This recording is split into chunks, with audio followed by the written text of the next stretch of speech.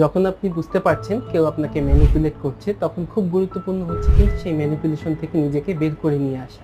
তাহলে এখন কথা হচ্ছে কিভাবে আমি এই ম্যানিপুলেশন থেকে নিজেকে সরিয়ে আনবো বা দূরে রাখবো এবং নিজেকে প্রোটেক্ট করব। সেজন্য খুব ইম্পর্টেন্ট হচ্ছে সেলফ অ্যাওয়ারনেসটা ডেভেলপ করা, নিজের সম্পর্কে সচেতন হওয়া, নিজের আবেগ অনুভূতি সম্পর্কে বুঝতে পারা এবং সেই অনুযায়ী প্রয়োজনীয় পদক্ষেপ নেওয়া।